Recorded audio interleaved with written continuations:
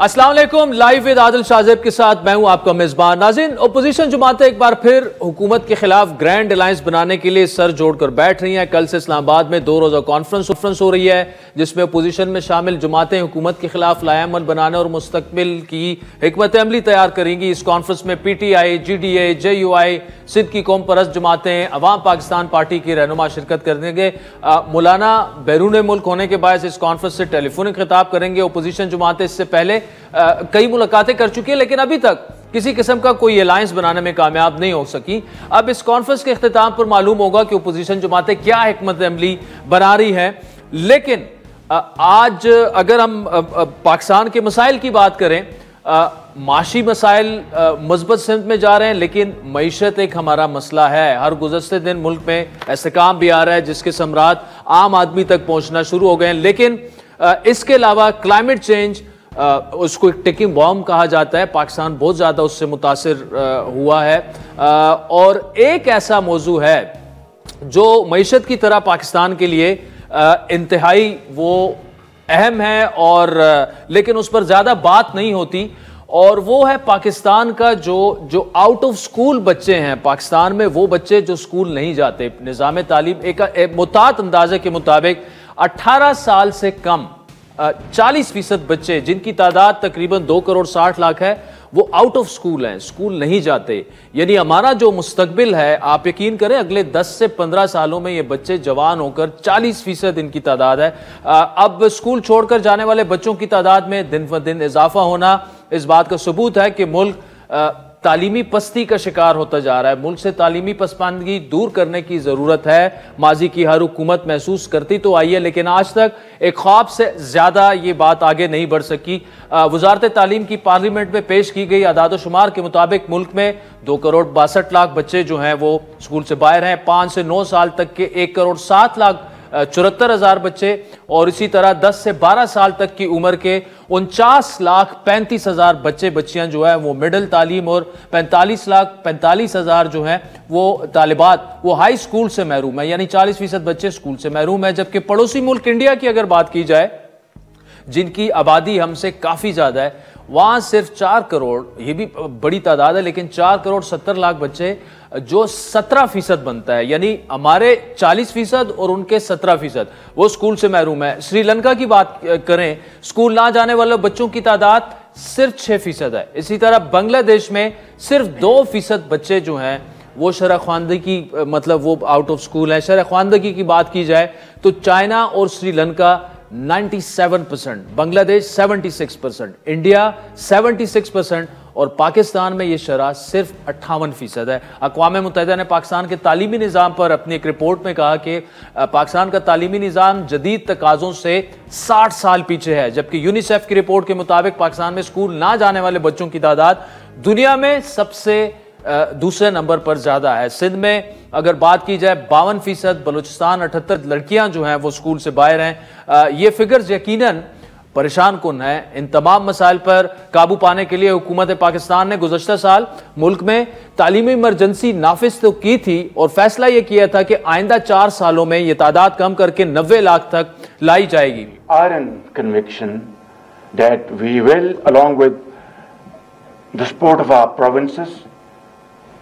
handle this challenge of 26 million children out of school. We will put them in school, inshallah, one day soon. So therefore, I declare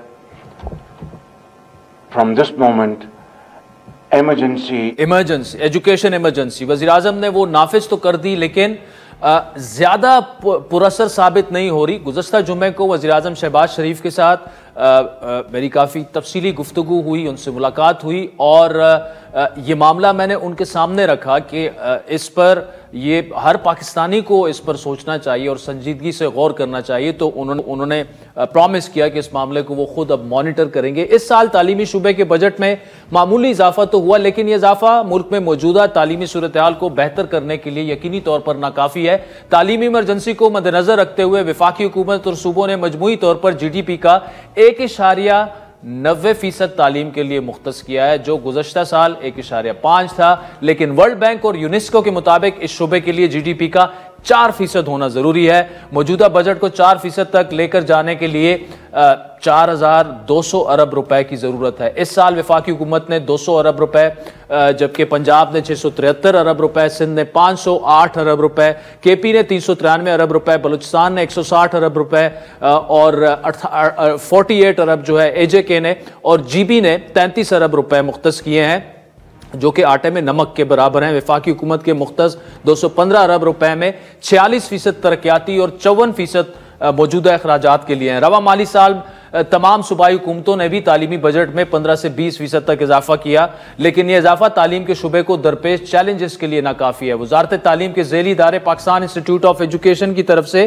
तालीम शुबे की कारकर्दगी पर एक report जारी की गई, जिसमें शुबे की तशवीशनाक सूरत हाल की निशानदही की गई। रिपोर्ट के मुताबिक पाकिस्तान के 40% स्कूल बुनियादी सहूलियात से महरूम है। खास तौर पर मुल्क के मुख्तलिफ शहरों के स्कूल में पीने के साफ पानी, बाथरूम्स तक नहीं है, बाउंड्री वॉल जैसी सहूलियात जो हैं वो नहीं है। बलूचिस्तान के सिर्फ 23% प्राइमरी स्कूल्स में पीने का साफ पानी दस्तयाब है। एजेके की बात की जाए 31% प्राइमरी स्कूलों में सिर्फ पानी तक रसाई है। इसके बाद सिंध में 61% है, जीबी के 63% प्राइमरी स्कूलों में पीने का साफ पानी मौजूद है। मिडिल स्कूलों में भी यही सूरत हाल कोई ज्यादा बेहतर नहीं है। बलूचिस्तान में सिर्फ 40% और एजेके में 52% स्कूलों को पीने का पानी मुयसर है, जबकि सिंध के सिर्फ 59%, बलूचिस्तान के 39%, एजेके के 31% और जीबी के 61% स्कूलों की 4 दीवारी है, बाकी की कोई 4 दीवारी नहीं है। इसी तरह बलूचिस्तान में 15%, एजेके में 21%, सिंध में 38% और जीबी में 44% स्कूलों में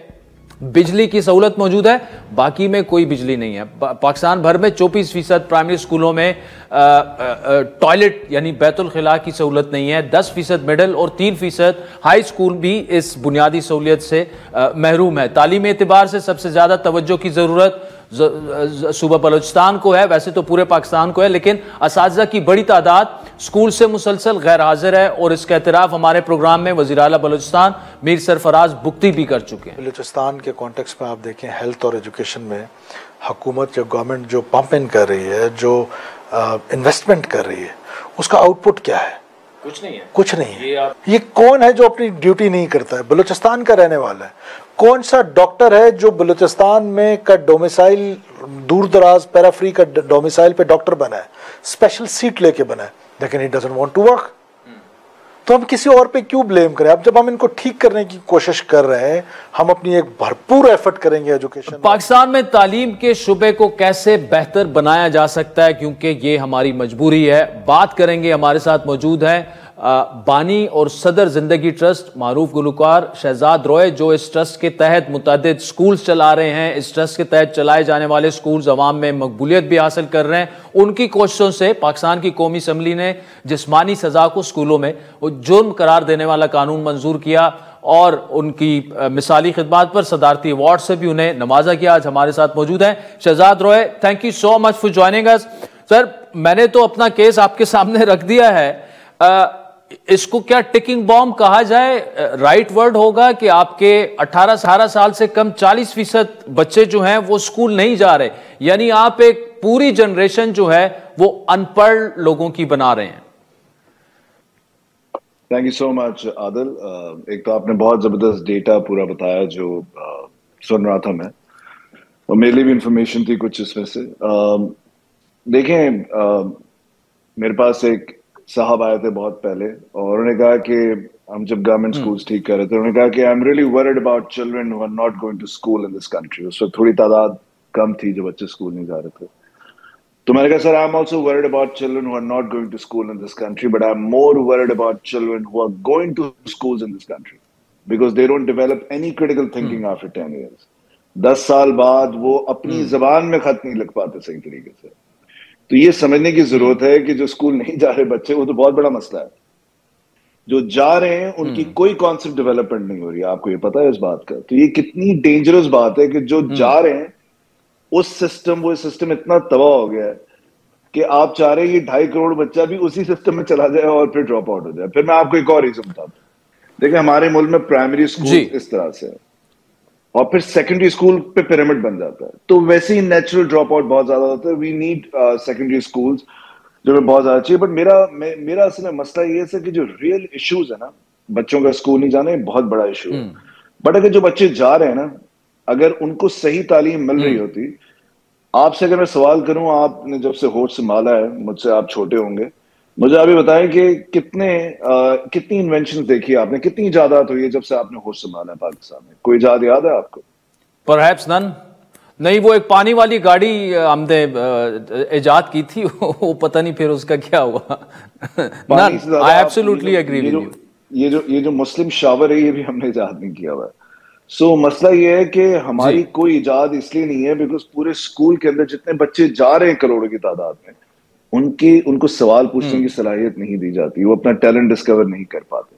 देखें, इसी वजह से जो जिंदगी ट्रस्ट ने, हमने क्यों गवर्नमेंट स्कूल देना शुरू किए 2006 में? हमने कहा था हम कभी भी हजारों स्कूल नहीं देंगे।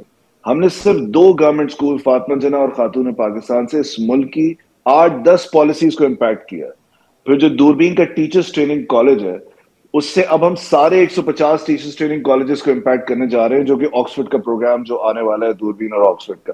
तो हमने एक साइंटिफिक इंटरवेंशन की इस मुल्क में, जिसकी वजह से ये पॉलिसीज चेंज होना शुरू हुई। अब आप देखें टीचिंग। अच्छा शहजाद, मुझे बताइएगा, हम अभी now we are talking about the quality of education, और ऑब्वियसली वो भी बहुत बड़ा इशू है कि जो स्कूल में जा रहे हैं, आप कह रहे हैं कि वो भी ड्रॉप आउट्स भी बहुत ज्यादा है और वो वहां से निकल रहे। मतलब इवन आप अगर हमारे पीएचडीज को देख लें और फिर उनको कंपैरिजन उनका करें इंटरनेशनल पीएचडीज के साथ, तो आपको पता लग जाएगा। और इस पर मैं आता हूं, आपसे तफसीली बात करता हूं।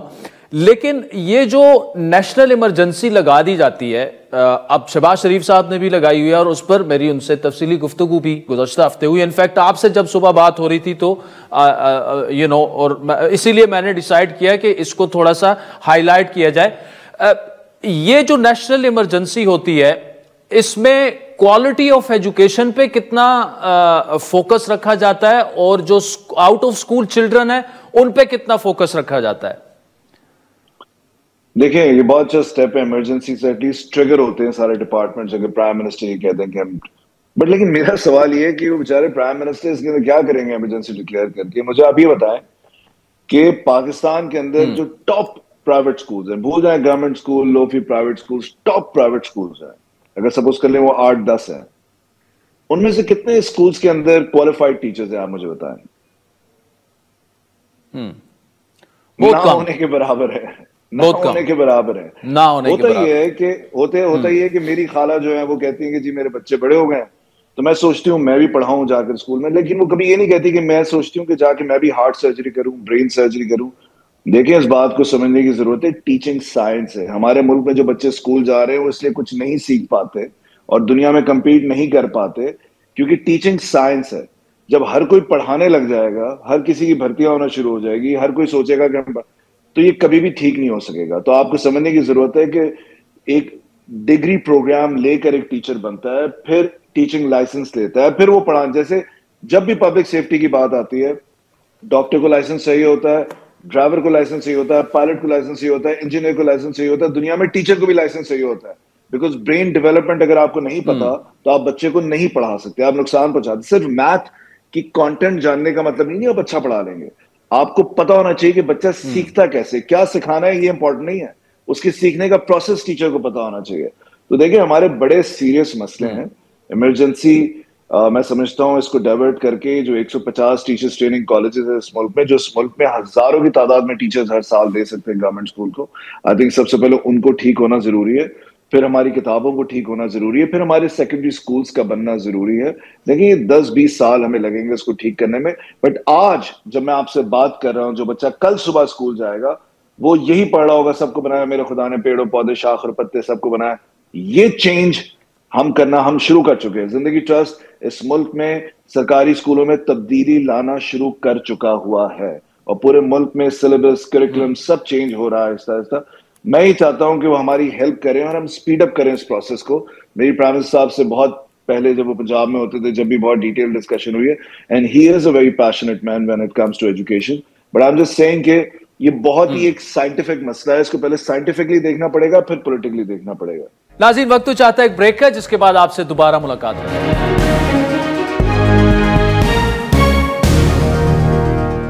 वेलकम बैक नाज़रीन। शहजाद, दूसरा ये बताइएगा, आप चूंकि ज्यादातर काम आप तकरीबन गवर्नमेंट स्कूल्स का ही है, गवर्नमेंट स्कूल्स के मसाइल जो हैं, जो हमने डेटा शेयर किया, कहीं पे टॉयलेट नहीं है, कहीं पे बिजली नहीं है, कहीं पे चारदीवारी नहीं है, आपके नजदीक जो कॉमन मसाइल आपको नजर आए वो क्या है ऑन द ग्राउंड? देखिए, मैं आपको एक छोटी सी बात बताता हूँ बिफोर आई शेयर के मसला।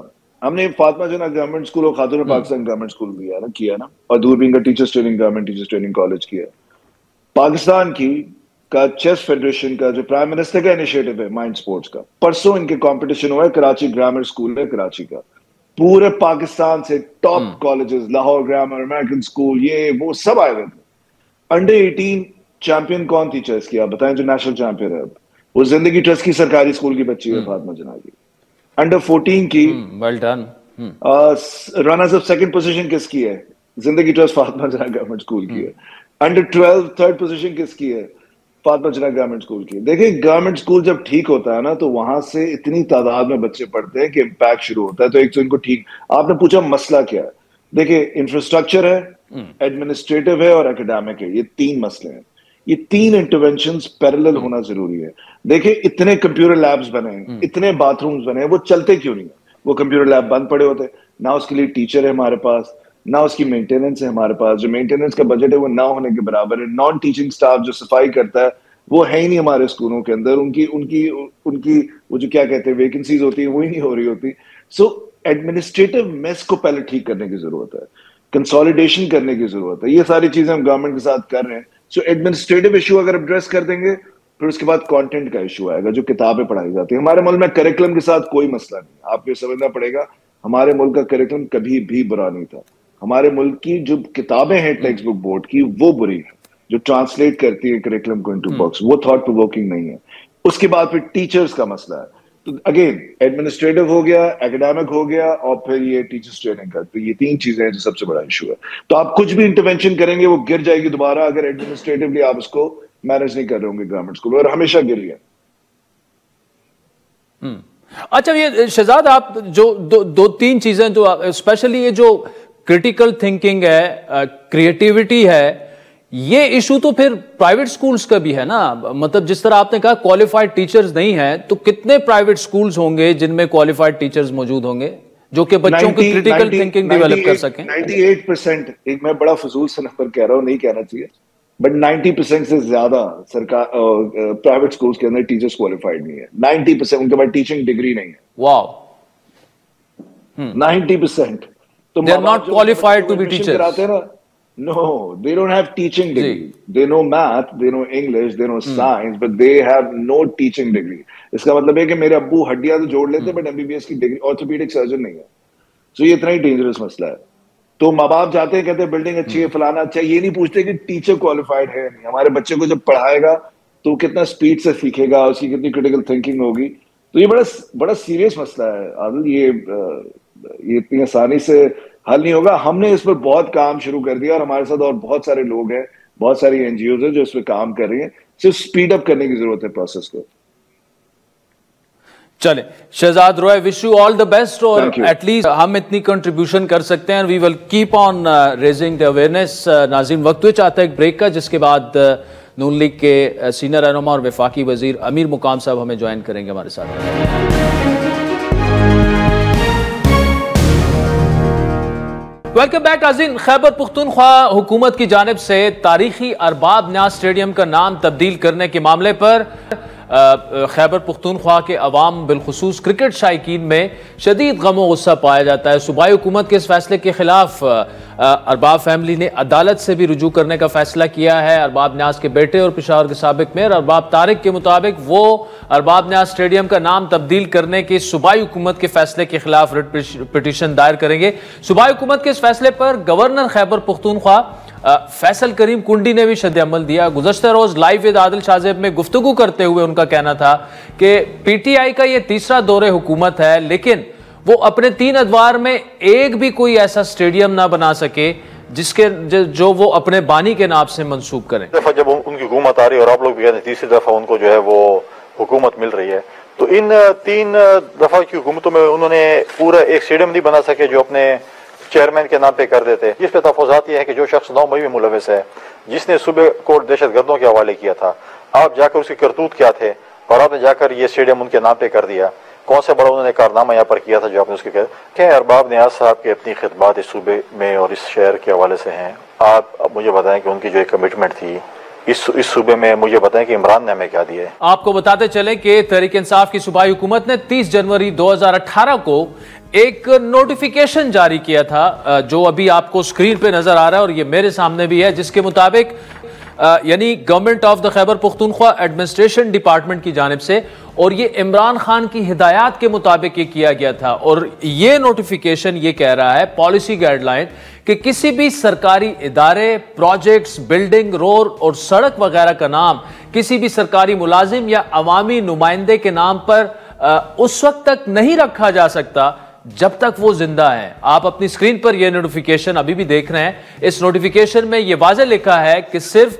कायद-ए-आज़म और तहरीक पाकिस्तान में शामिल कायदीन या जिसने पाकिस्तान बनाने में कोई कारनामा अंजाम दिया, उनके नाम से मंसूब किया जा सकता है। कौमी या सूबाई शख्सियात के नाम पर जब तक वो हयात हैं कोई भी चीज उनके नाम से मंसूब नहीं की जा सकती। अब सिर्फ और सिर्फ 6 साल बाद तहरीक इंसाफ अपने ही जारी करदा नोटिफिकेशन की उन्होंने सरीहन खिलाफ वर्जी कर दी है। केपी की सूबाई काबीना ने वजारत खेल की समरी मंजूर करते हुए अरबाब नियाज स्टेडियम का नाम तब्दील करके बानी PTI के नाम पर रखने का ऐलान किया। पेशावर का यह वाहिद क्रिकेट स्टेडियम नाकिस इंतजामात और ICC के स्टैंडर्ड्स पर पूरा ना उतरने और सिक्योरिटी खदशात के बायस गुज़श्ता 22 साल से किसी भी टेस्ट, इंटरनेशनल मैच और गुज़श्ता 19 साल से एक रोज़ा यानी वनडे की मेज़बानी से महरूम है। खैबर पख्तूनख्वा हुकूमत के इस फैसले के खिलाफ PTI में भी इख्तलाफात पाए जाते हैं और अली अमीन गंडापुर के इस फैसले को शदीद तनकीद का निशाना भी बनाया जा रहा है। एक PTI के सीनियर रहनुमा आतिफ खान जिनसे आज मेरी गुफ्तगू हुई, उनका ये कहना है कि इमरान खान से इस फैसले के बारे में पूछा ही नहीं गया। पेशावर के अवाम इस फैसले पर नापसंदीदी का इजहार कर रहे हैं। PTI गुज़श्ता 15 बरस से खैबर पख्तूनख्वा पर हुकूमत कर रही है और इसकी नाकिस कारकर्दगी का इससे बड़ा सबूत और क्या हो सकता है कि वो कोई एक ऐसा मंसूबा नहीं बना सके जिसे वो अपने बानी के नाम से मंसूब कर सके। तो नाज़रीन, इन तमाम मामलात पर गुफ्तगू करेंगे। गुज़श्ता रोज़ भी हमने इस पर तफसीली गुफ्तगू की। इस वक्त हमारे साथ मौजूद है वफाकी वजीर बराए उमूर कश्मीर और नून लीग के सीनियर रहनुमा इंजीनियर अमीर मुकाम साहब, जबकि प्रोग्राम के अगले हिस्से में हमें PTI की मरकजी रहनुमा शौकत यूसुफजई और अवामी नेशनल पार्टी के तर्जुमान इंजीनियर एहसानुल्लाह खान भी हमें ज्वाइन करेंगे। अमीर मुकाम साहब, thank you so much for joining us.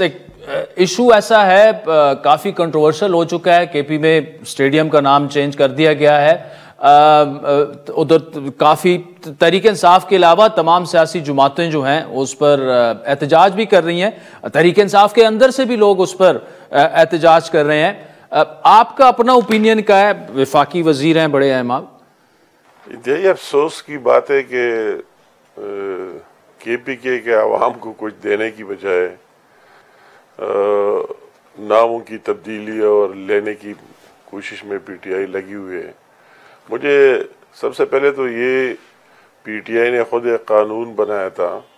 अगर आपको याद हो तो उस ज़माने में जब उनकी लास्ट गवर्नमेंट थी तो नवाज शरीफ साहब और शहबाज शरीफ साहब की ज़ाती दिलचस्पी से स्वात में एक हॉस्पिटल बना था, नवाज शरीफ किडनी हॉस्पिटल स्वात, जिसकी ग्राउंड ब्रेकिंग सेरेमनी भी नवाज शरीफ साहब जब वज़ीर आज़म नहीं थे खुद आकर किया था। और वही जो पंजाब हॉस्पिटल ट्रस्ट है उन्होंने बनाया और उन्होंने वो गिरी दिलचस्पी ली और फिर जब वो कंप्लीट हुआ तो दोबारा भी उसकी इफ्तिताह के लिए भी आया, तो फिर उन्होंने वही नाम प्रपोज करके नाम रखा गया। और इस तरह दुरानी मेडिकल कॉलेज भी बन में, मगर जब PTI की कैबिनेट का इजलास में उन्होंने ये डिसाइड किया कि कोई भी जो बंदा जिंदा हो तो उसके नाम पर किसी इस तरह कॉलेज, अस्पताल या एयरपोर्ट या किसी चीज़ का नाम नहीं रखना चाहिए और इसको हम ख़त्म कर देते हैं इस बुनियाद, इस बेस पर। तो मुझे हैरत हुई है कि वो अपना जो उन्होंने डिसाइड किया था और फैसला किया था तो उसके बराकस मुझे तो लग रहा है कि उनको या तो इमरान खान मुर्दा नज़र आ रहा है कि जब उनका अपना फैसला है कि किसी जिंदा शख्स के नाम पर नहीं रखा जा सकता है, तो मेरे ख्याल में अली अमीन साहब, उसकी कैबिनेट ने इतना सोचा नहीं है, मगर उसको खुश करने के लिए उन्होंने ये भी सोचा कि वो है ही नहीं या मुर्दा है या क्या है, कि उसकी नाम पर रखने का कोई जस्टिफिकेशन जवाज बनता ही नहीं है, नंबर 1। नंबर 2 ये है कि अगर उनको खामखा शौक होता तो उसकी नाम से, ये इसमें शक नहीं कि क्रिकेट में उसका एक नाम रहा है और इतना सियासत में नाम रहा है, वो अपनी जगह सियासत में, मगर उसमें अगर उसका नाम रहे तो उसकी नाम से कोई सिटी बनाते, स्पोर्ट्स सिटी, कोई स्टेडियम, कोई और चीज़ अपने दौर में बनाते, एक मॉडल टाइप, फिर अगर नाम रख देते फिर कोई तनकीद करते न करते और बात। और फिर इस तरह के जिस ज़माने में इमरान खान पैदा भी नहीं हुए उस ज़माने में एक स्टेडियम बन चुका है और उसका वही नाम है और चलता रहा है, तो इसको चेंज करना, मैं कहता हूँ इस सूबे के अवाम के साथ भी मजाक है और ख़ुद उसके अपने लीडर के साथ भी मेरे ख्याल में मजाक से कम नहीं। अच्छा अमीर मुकाम साहब, सियासत की बात करें, 2 रोज में कल से एक कॉन्फ्रेंस शुरू हो रही है, ग्रैंड अलायंस अपोजिशन का सुने बनने जा रहा है। अब मौलाना साहब ड्राइविंग सीट पर होंगे और आपको पता है मौलाना साहब आपका और उनका बड़ा एतमाद का एक करीबी ताल्लुक भी है और आप समझते हैं कि वो तरीके इंसाफ की तरह अपोजिशन करेंगे नहीं, तो इशू कहीं आपके पास ना खड़ा हो जाए। नहीं, मैं ये तो हर एक को सियासत में शाहजेब भाई, हर एक बंदा अपने आप को जिंदा रखता है और हर एक पार्टी, और अपने मुसलसल कोई खामोश नहीं रहता और कोई मैसेज देना चाहता है, कोई रमज़ान के पहले आगे फला करूँगा और हर एक की अपनी ख्वाहिश है अपने आप को जिंदा रखने के लिए, मगर मैं कहता होना कुछ ही नहीं है, कोई नई बात नहीं। पहले भी वो मार्च भी हमने देखे, आखिरी कॉल्स भी देखे कि आखिरी कॉल है, इसके बगैर नहीं आएंगे, वो भी हमने फेस किया, इस्लामाबाद को कब्जा करने वाले भी फेस किया, दूसरी चीज़ें भी फेस किए, तो इस तरह सच कोई होना नहीं है। और आपने मौलाना साहब की बात की, मेरे तो इंतहाई काबिल एहतराम है, मुझे उसकी किसी बात पर इस तरह बात करना भी नहीं चाहिए, मैं उसका बहुत जूनियर हूँ, मगर ये बात जिसके लिए अलायंस बनाया जा रहा है कि धांधली हुई और फलाह हुई, तो वो मौलाना साहब की पार्टी के साथ अगर वो तो सारे पीटीआई वालों, अगर जिसने धांधली की है और जिसके साथ की गई बकौल मौलाना साहब और उनके पार्टी और दूसरों की, तो वो इकट्ठे अगर निकलते तो ये बकाया कौम और लोग क्या कहेंगे। बकाया ये टाइम के फैसले, वक्त की फैसले, पाकिस्तान और सियासत, पाकिस्तान की सियासत में हमने हर चीज़ देखा है। कोई अगर न होने वाले बातें भी देखे जो किसी के सोच और वहम गुमान में न हो, कोई बात हो सकता है, मगर ऐसा ये बात कि जितनी अलायंसेस बनती है, अभी अवाम फील कर रहे हैं कि इन ये सारे जो इतिहाद बन रहा है अपने ज़ाती मफादात के लिए बन रहा है। अगर इस गवर्नमेंट की 1 साल की कारकर्दगी को देखा जाए तो सारे लोग फील कर रहे हैं कि आज से 1 साल पहले क्या हाल था और अभी क्या हाल है। जब पीडीएम की गवर्नमेंट आई, इमरान खान चला गया, उस टाइम क्या हालत थे, पाकिस्तान डिफॉल्ट की तरफ जा रहा था, और अब भी जो ये 1 साल की गवर्नमेंट आई, महंगाई की शरह क्या थी, 38% से 4 पर ले गया, शरह सूद क्या थी, एक्सपोर्ट दरामदात हमारे बाहर भेजने की अशिया की क्या थी, वही बैरूनी मुल्क जो हमारे ओवरसीज भाई है जिनको बार बार कहा गया कि आप तरसीलात न भेजे, पैसे न भेजे, ये पाकिस्तान पर बंद कर दे, मगर उन्होंने अभी भी फील किया, वही जो एक ज़माने में एक लहर था, उन्होंने भी फील किया, किसी की नहीं मानी कि ये काल जो है ये एंटी पाकिस्तान है, तो उन्होंने भी उनमें इजाफा कर दिया। ये आप 1 जनवरी 2025 को देखे तो 3 अरब यूएस डॉलर उन्होंने भेज दिए और पिछले साल से कई गुना ज्यादा भेज दिए। तो अभी अवाम ये फील कर रहे हैं कि ये जो चीजें बन रहा है इसमें कौम के लिए कुछ ही नहीं। सुबह मुझे एक चैनल वाले ने सवाल किया कि फला पार्टी वाला इस तरह कह रहे कि तनख्वाहें ज्यादा हो और महंगाई न हो, डीजल इतने सस्ते हो, बिजली सस्ते हो, गैस सस्ता हो, हर एक चीज। मैंने कहा हम सारे कह रहे हैं रोजगार हो, हर चीज हो, मगर मैं कहता हूँ कि वही हाल बताया कि अगर आपके जेब में 200 रुपए तो आप उन 200 रुपए के अंदर रहते हुए वही करेंगे। इससे ज्यादा तो नहीं कर सकते कि आपके पास है 200 रुपये और अब यूज 400 रुपये किस तरह कर सकते हैं। तो अभी अवाम फील कर रहे हैं कि इन हालात में इससे बेहतर नहीं हो सकता है। जो शहबाज शरीफ साहब की लीडरशिप में दिन रात मेहनत लगी हुई है हर एक फील्ड में, तो अवाम फील कर रहा है कि सुबह से लेकर शाम तक हर एक शोबे में हर एक मिनिस्ट्री में बेहतरी आ रही। तो मेरा ख्याल में इन ख्यालों से कुछ ही नहीं पड़ेगा सर, कुछ ही नहीं पड़ेगा। ये चंद लोग होंगे, अवाम उसको मुस्तरद करेंगे इंशाल्लाह। अमीर मुकाम साहब शुक्रिया, बड़े कॉन्फिडेंट लग रहे हैं कि अलायंस अगर बन भी गया तो कुछ नहीं होगा। Let's see what happens. नाज़रीन, वक्त तो चाहता है एक ब्रेक का, जिसके बाद तहरीक इंसाफ के मरकजी रहनुमा शौकत यूसुफजई और अवामी नेशनल पार्टी के मरकजी तर्जुमान इंजीनियर एहसान हमें ज्वाइन करेंगे। Welcome back. नाज़रीन, ब्रेक से पहले वफाकी वजीर अमीर मुकाम की तफसीली गुफ्तगू आपने सुनी। इस वक्त अवामी नेशनल पार्टी के मरकजी तर्जुमान सेक्रेटरी इत्तलात इंजीनियर एहसान हमारे साथ मौजूद हैं और साथ में थोड़ी देर में शौकत यूसुफजई साहब तहरीक इंसाफ के मरकजी रहनुमा हैं, वो भी हमें ज्वाइन करेंगे। इंजीनियर एहसान साहब, ये जो मामला है स्टेडियम के नाम चेंज करने का, एक तो आपकी पार्टी का इस पर क्या रद्द अमल और मौक़िफ़ है? बहुत शुक्रिया आदिल शाहजेब साहब कि आपने इस पर हमारा मौक़िफ़ लिया। दरअसल बात यह है कि इस हुकूमत ने गुज़िश्ता 11 बरस में खैबर पख्तूनख्वा में यही काम किया है, कोई प्रोजेक्ट नहीं किया। तख्तियां बदली हैं, अपने नाम लगाए हैं। वो प्रोजेक्ट जो हमने किए थे 2008 से 2013 तक, चाहे वो यूनिवर्सिटीज हो, मेडिकल कॉलेज हो, रोड हो, इन्होंने यही काम किया है। इनका वादा ये था कि ये जनाब हर डिस्ट्रिक्ट के अंदर स्पोर्ट्स कॉम्प्लेक्स बनाएंगे, स्टेडियम्स बनाएंगे। कहाँ बनाए इन्होंने? आखिर में इनको सिर्फ ये बात सूझी कि जी हम एक एग्जिस्टिंग जो क्रिकेट स्टेडियम है जिसका एक हिस्टोरिकल पर्सपेक्टिव है, उसका नाम बदलकर इमरान खान के नाम पर रख दें। ये तो अगर इनका बस चले तो कल तो ये पाकिस्तान का नाम भी इमरान खान के नाम पे रख सकती हैं। ठीक है, ये इनका वतीरा है। तो जो लोग परफॉर्मेंस में ना हो, जिन्होंने करप्शन जो है वो अपना हदफ और टारगेट बनाया हो, ये आपस में एक दूसरे पर करप्शन के इल्जाम लगाते हैं, मिसमैनेजमेंट के इल्जाम लगाते हैं, बैड गवर्नेंस की बात इनकी पार्टी के अंदर से होती है। इनको तो बाहर से गवाही की जरूरत भी नहीं है। तो अगर इन्होंने कोई नया स्टेडियम बनाया होता, भले वो इमरान खान के नाम पे उसको रखते या किसी और के नाम पे, इनकी पार्टी के या इमरान खान के वालिद साहब के नाम पे रख लेते, हमें कोई एतराज ना होता, लेकिन कोई काम तो किया होता। तो किया कुछ नहीं है और एग्जिस्टिंग चीजों के नाम बदल रहे। शौकत यूसुफजई साहब, thank you so much for joining us sir. 30 जनवरी 2018 और आप उस वक्त काबीना का हिस्सा थे, केबी काबीना का, पॉलिसी गाइडलाइंस जारी होती हैं इमरान खान के कहने पे कि कोई भी शख्स जो कि जिंदा हो उसके नाम पर आप किसी बिल्डिंग वगैरह, रोड वगैरह का नाम नहीं रख सकते। अब अरबाब न्याज स्टेडियम का नाम तब्दील करके इमरान खान के नाम पर रख दिया गया है।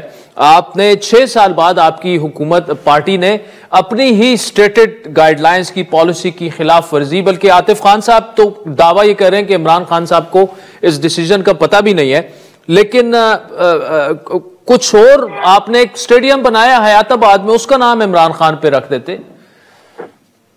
देखिए, पहली बात ये कि पॉलिसी बनाना सूबाई हुकूमत का काम होता है और 18वीं तरमीम के बाद अगर कोई ऐसी पॉलिसी बनी तो थी नहीं। अगर ये था कि इमरान खान जो अपने नाम पे कोई चीज नहीं बनाना चाहता था और ना उन्होंने बनाया है, और वो इस चीज के हक में भी नहीं है, ना ही उनको शायद पता भी ना हो बिल्कुल। लेकिन जाहिर है कि सूबे की नुमाइंदगी कर रही है पीटीआई और सूबे के अवाम मोहब्बत करते हैं इमरान खान के साथ, तो ये अवाम का डिमांड तो है, इसमें तो कोई शक नहीं है। क्योंकि वो जो स्टेडियम है वो बिल्कुल फ्रेश नया बना है, कोई ऐसा भी नहीं है कि मतलब लेकिन मैं खुद भी इससे वो हूँ कि शायद इतना मुतनाज़ा काम नहीं करना चाहिए था, नहीं होना चाहिए। और शौकत साहब, अगर इमरान खान साहब को ये पता चले तो आप कितने श्योर हैं कि वो कहेंगे कि ये वापस लें, ये फैसला आपको ये नहीं करना चाहिए था? मुझे तो यकीन है कि वो कह देंगे कि वापस करना है।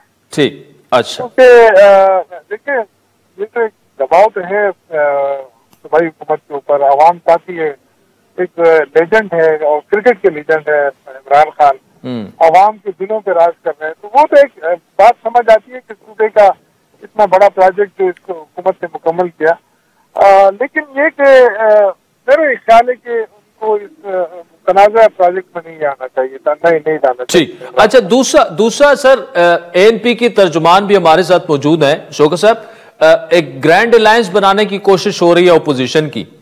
अब उसमें एएनपी जो है वो भी हुकूमत का हिस्सा तो नहीं है, तो उस ग्रैंड अलायंस में अगर जेयूआई शामिल है, अगर शायद खाकान अब्बासी शामिल है, महमूद खान अचकजई साहब शामिल हैं, एएनपी को अभी तक आपने क्यों दावत नहीं दी? या वो तो ओपोजिशन का हिस्सा है?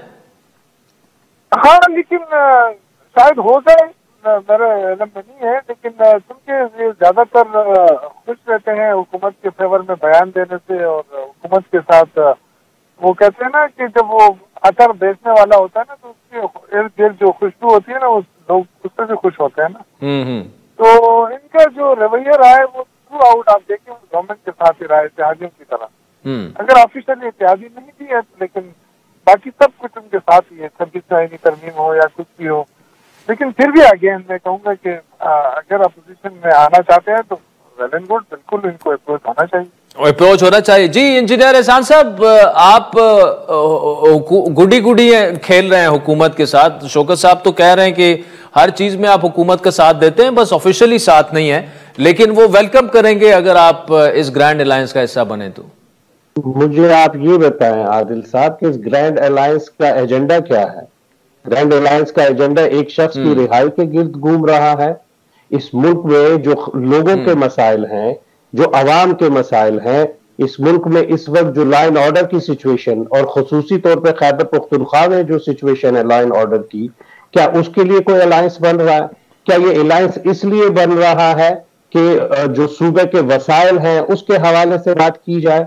नहीं, अलायंस इस नुक्ते में बन रहा है कि एक शख्स जो जेल में कैद है उसको बाहर कैसे निकलवाया जाए, और ये सारी जो प्रैक्टिस हो रही है वो सिर्फ उस शख्स के इर्द गिर्द सियासत को रखने के लिए है।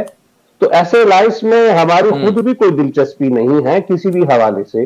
बात रही जहां हुकूमत की 26वें आईनी तरमीम पे, हमने एक ऐसे अदालती निजाम के फेवर में वोट दिया जो पार्लियामान के जेर साया काम करे, जिसका इंतखाब, जिसकी इंडक्शन, जिसका तरीकाकार पार्लियामान तय करे, वहां कोई चैंबर्स तय ना करे, कोई बड़े जज साहब के कोई चैंबर से जज ना आए, किसी का दामाद ना आए, किसी का बेटा ना आए।